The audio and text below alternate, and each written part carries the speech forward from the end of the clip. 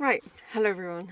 So, right now, in 2026, in the remote mountains of Ghor province, Afghanistan, a man named Abdul is planning on selling one of his 7-year-old twin girls into marriage.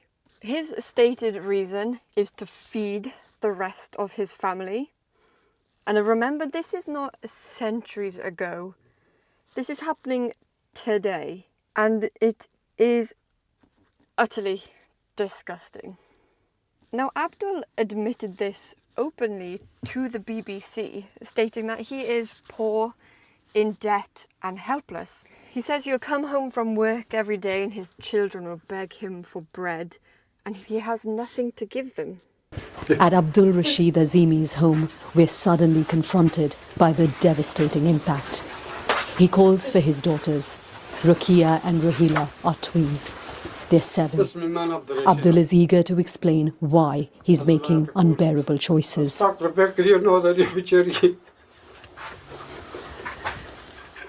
I'm ready to sell my daughters. I'm poor and in debt. I come home with parched lips, distressed and confused. My children come to me saying, "Baba, give us some bread."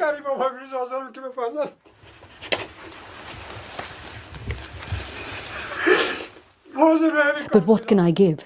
Where is the work so I can earn? It breaks my heart, but it's the only way to feed my other children, Abdul says.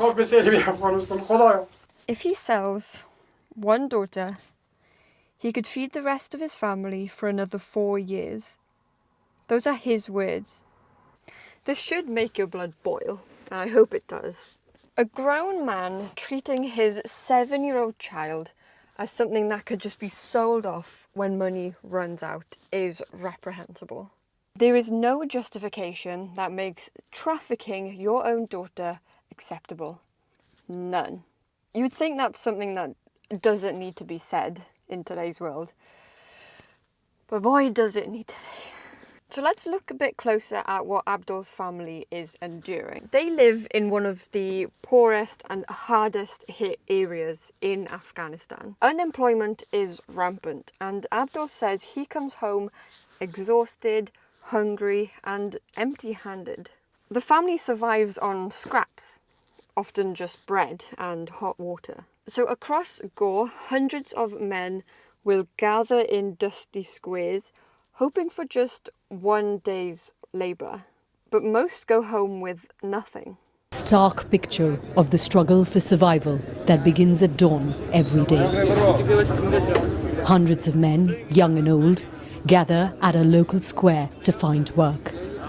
This is Ghor in central Afghanistan. Some here are just boys. Zaul Lahak is 16. He walked for 2 days from his village to get here. In 6 weeks, Muhammad Gul has found no work. Jumma Khan says he fears his children will die of hunger. Droughts have destroyed crops for years and earthquakes have flattened homes. Returnees from Pakistan and Iran have added pressure to already collapsing communities. And nationwide, the numbers are catastrophic. Over 17.4 million Afghans, which is about 36% of the population, face acute food insecurity. 4.7 million are in emergency conditions, right on the edge of famine. And Ghor is among the worst provinces. 3/4 of Afghans can't meet basic needs. But here's the part we can't soften. When pushed to the brink, this man chose to sell his own daughter. This decision reveals a mindset where a girl's body and future becomes currency for survival. It's a horrifying prioritization that treats children like disposable assets. And let's call it what it is: child trafficking. A 7-year-old girl who should be out playing, out learning, feeling protected by her father, instead faces the terror of being handed over to a strange man, often a much older man, for money. Her childhood ends the moment any deal is made, and her body is nowhere near developed enough for what awaits her. And this is exploitation at its most vile. And other fathers in the region have done the same with even younger daughters. In every home we went to, people told us of being pushed to the brink. Shaika needed surgery for appendicitis. Her father, Saeed Ahmad, had no money, and so he agreed to sell his daughter for 200,000 Afghani, just over $3,000. What if she died without the surgery? This way, at least she will be alive. That is enough for me. In 5 years, when she's 10, Shaika will leave her family to go to the home of the distant relative who's bought her to marry his son, Saeed says. Hospitals report climbing cases of severe child malnutrition and related deaths. This isn't just poverty, it's a moral collapse where selling children becomes this calculated survival strategy. Unfortunately, this isn't one isolated horror. Child marriage has become an epidemic in Afghanistan. Around 29% of Afghan girls are married before 18, nearly 10% before they're 15. And in provinces like Ghor, the rates are significantly higher. And since the Taliban took power in 2021, the situation has worsened significantly. Who would have thought? I know. Bans on girls attending secondary school and women working have removed options. Families are just seeing daughters as extra mouths to feed, or as a source of quick cash through dowry or marriage deals. And poverty, debt, and desperation just accelerates it. Recent Taliban family law decrees have made things even worse. They effectively legitimize child marriage by tying eligibility to puberty, and state that a girl's silence after reaching puberty can be taken as consent. That can be as young as 10, 11, even younger. This is institutionalizing the abuse. And child marriage existed in Afghanistan long before 2021, rooted in tribal customs, poverty, and patriarchal norms. But the current regime's policies have removed protection and just supercharged the problem. Education bans alone are projected to drive a 25% increase in child marriage. Without school, girls become economic liabilities faster. Now let's not forget what happens to these girls once they are sold off. They face horrific abuse. There's the devastating health consequences. These bodies that are too small for pregnancy, it leads to stuff like obstructed labour, fistula, and sky-high risk of death. Girls under 15 are 5 to 7 times more likely to die in childbirth.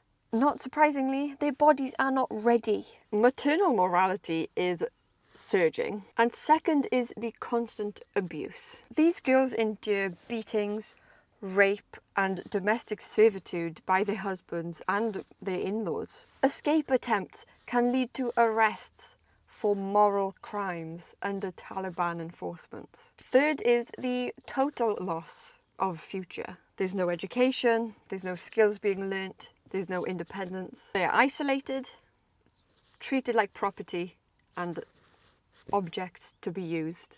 Fourth is the deep psychological trauma. Depression, anxiety, PTSD, and elevated suicide risks. Many describe these lifelong feelings of being disposable and broken. And fifth, the cycle repeats. Their own children often face the same risks of poverty and being married off young. Now, this is not marriage.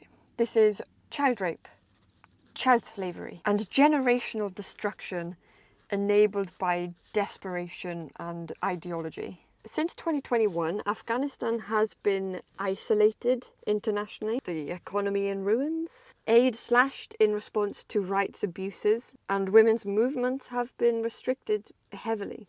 The result is that ordinary people, especially young girls, suffer the most.